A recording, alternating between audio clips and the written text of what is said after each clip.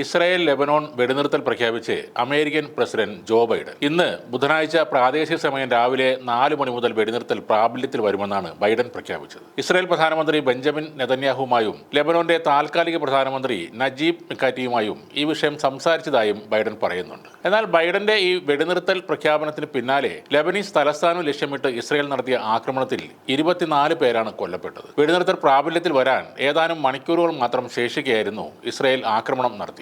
മധ്യ ബെയ്റൂട്ടിലും നഗരത്തിന്റെ തെക്കൻ പ്രാന്തപ്രദേശങ്ങളിലും ഇസ്രായേലി പോർ വിമാനങ്ങൾ ശക്തമായ ബോംബാക്രമണം നടത്തുകയായിരുന്നു. വെടിനിർത്തലിനുള്ള തീരുമാനം വരും മുമ്പ് ഹിസ്ബുള്ളയുടെ കൂടുതൽ ശക്തി കേന്ദ്രങ്ങൾ തകർക്കുകയാണ് ഇസ്രായേലിന്റെ ലക്ഷ്യമെന്നാണ് ഇതിലൂടെ വിലയിരുത്തുന്നത്. തിങ്കളാഴ്ചയും ലെബനോണിലുണ്ടായ ഇസ്രായേൽ ആക്രമണങ്ങളിൽ 31 പേർ കൊല്ലപ്പെട്ടിരുന്നു. ആ പ്രദേശത്ത് നിന്നാകെ ഒഴിഞ്ഞു പോകാൻ ജനങ്ങളോട് ഇസ്രായേൽ ആവശ്യപ്പെട്ടിട്ടുണ്ട്. വെടിനിർത്തൽ പ്രഖ്യാപനത്തിന് പിന്നാലെ ഇസ്രായേൽ നടത്തിയ ആക്രമണം ആശങ്കയുണ്ടാക്കിയിട്ടുണ്ട്. ഹിസ്ബുള്ള വെടിനിർത്തൽ ലംഘിച്ചാൽ ശക്തമായി തിരിച്ചടിക്കുമെന്ന് ഇസ്രായേൽ പ്രധാനമന്ത്രി ബെഞ്ചമിൻ നെതന്യാഹു ഒരു മുന്നറിയിപ്പും നൽകിയിട്ടുണ്ട്. ഇറാനും അറബ് രാജ്യങ്ങളും ഇതുവരെ വെടിനിർത്തൽ നടപടിയോട് പ്രതികരിച്ചിട്ടുമില്ല. വാസ്തവത്തിൽ ലെബനോണിൽ ഇസ്രായേലിന് തിരിച്ചടി കിട്ടിയിരുന്നു എന്നാണ് ചില റിപ്പോർട്ടുകൾ പുറത്തുവരുന്നത്. അവരുടെ 100-ലധികം സൈനികർ അവിടെ കൊല്ലപ്പെട്ടു. 50-ലധികം മെർക്കാവ ടാങ്കുകൾ തകർന്നു തരിപ്പണമായി. ലെബനോണിൽ കിട്ടിയ തിരിച്ചടികൾ ഒളിച്ചുവെക്കാനാണ് ഇസ്രായേൽ ഇപ്പോൾ ശ്രമിക്കുന്നത്. ഇറാന്റെ ഭാഗത്തു നിന്നുള്ള ഭീഷണി നേരിടാനും സൈന്യത്തിന് അല്പം വിശ്രമം നൽകാനും ആയുധശേഷി പുനഃസ്ഥാപിക്കാനും ഹമാസിനെ ഒറ്റപ്പെടുത്താനുമാണ് ഇപ്പോൾ വെടിനിർത്തലെന്ന്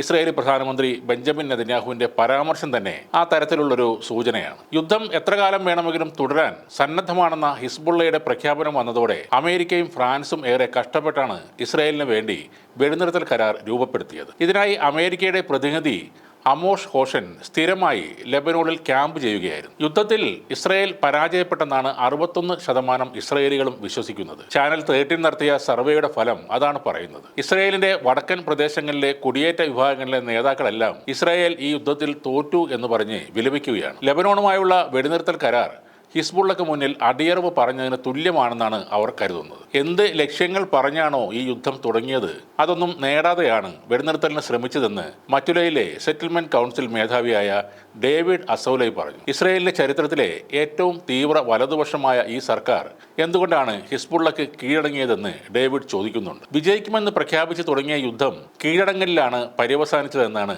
കിരിയാത്ത് ഷ്മോണയുടെ മേയറായ അബിച്ചായ് സ്റ്റേണും പറയുന്നത്. വടക്കൻ ഇസ്രായേലിലെ കുടിയേറ്റക്കാരെ ഹിസ്ബുള്ള ബന്ദിയാക്കിയെന്നാണ് സ്റ്റേണിന്റെ വിലയിരുത്തൽ. ലെബനോൺ അതിർത്തിയിലെ ഫ്രണ്ട് ലൈൻ സെറ്റിൽമെന്റ് ഫോറത്തിന്റെ ചെയർമാനായ മോശെ ഡേവിഡോവിച്ചിനും യുദ്ധത്തിൽ ഇസ്രായേൽ തോറ്റു എന്ന അഭിപ്രായമാണ് ഉള്ളത്. കുടിയേറ്റക്കാർക്ക് യാതൊരു സഹായവും നൽകാൻ സർക്കാരിന് സാധിച്ചിട്ടില്ലെന്നും അദ്ദേഹം പറയുന്നുണ്ട്. തൂഫാനുൽ അക്സക്ക് പിന്നാലെ ഗാസയിലെ ഹമാസിന് പിന്തുണ പ്രഖ്യാപിച്ച് ഇസ്രായേലിനെതിരെ ശക്തമായ ആക്രമണങ്ങൾ ഹിസ്ബുള്ള നടത്തിയിരുന്നു. ഹിസ്ബുള്ളയെയും തകർക്കുമെന്ന് പ്രഖ്യാപിച്ചാണ് 2024 ഒക്ടോബർ 1 ലെബനോണിൽ ഇസ്രായേൽ അധിനിവേശം തുടങ്ങിയത്. ഹിസ്ബുള്ളയുടെ ശക്തമായ പ്രതിരോധത്തിൽ 100-ലധികം സൈനികരെയാണ് ഇസ്രായേലിന് നഷ്ടമായത്. എലൈറ്റ് വിഭാഗമായ ഗോലാനി ബ്രിഗേഡും കനത്ത നാശം നേരിട്ടു. പരിക്കേറ്റ 1000-ലധികം സൈനികർ വിവിധ ആശുപത്രികളിൽ ഇപ്പോഴും ചികിത്സയിലുമാണ്. 50-ലധികം മെർക്കാവ ടാങ്കുകളും ഹിസ്ബുള്ള തകർത്ത് കളഞ്ഞു. കൂടാതെ നിരവധി ഹെർമിസ് 450 ഡ്രോണുകളും ഹിസ്ബുള്ളയുടെ മിസൈലുകൾ വായുവിൽ വെച്ച് തന്നെ തകർത്തിട്ടുണ്ട്. ഇസ്രായേലിന്റെ 2006 ലെബനോൺ അധിനിവേശം 34 ദിവസം നീണ്ടു നിന്നിരുന്നു. അന്ന് 150-ലധികം ഇസ്രായേലി സൈനികരാണ് കൊല്ലപ്പെട്ടത്. 20 മെർക്കാവ ടാങ്കുകളും ഒരു ഹെലികോപ്റ്ററും അന്ന് നഷ്ടമായി. എന്നിട്ടും യുദ്ധത്തിൽ ഇസ്രായേൽ പരാജയപ്പെട്ടെന്നാണ് അവർ തന്നെ രൂപീകരിച്ച വിനോഗ്രാഡ് കമ്മീഷൻ കണ്ടെത്തിയത്. ഹിസ്ബുള്ളയെ നിരായുധീകരിക്കുമെന്ന് പ്രഖ്യാപിത ലക്ഷ്യം പൂർത്തീകരിക്കാനായില്ലെന്നും കമ്മീഷൻ കണ്ടെത്തിയിരുന്നു. അത് സത്യമാണെന്ന് ഇപ്പോഴത്തെ ഈ യുദ്ധവും തെളിയിക്കുകയാണ്. ആ തോൽവിയുടെ ക്ഷീണം തീർക്കാൻ വേണ്ടിയാണ് വെടിനിർത്തൽ കരാർ വരും മുന്നേ ലെബനോണിൽ വീണ്ടും ഇസ്രായേൽ ആക്രമണം നടത്തിയത്. എത്ര കാലം വേണമെങ്കിലും യുദ്ധം ചെയ്യാൻ തയ്യാറാണെന്ന് ഇപ്പോഴും പറയുകയാണ് ഹിസ്ബുള്ള.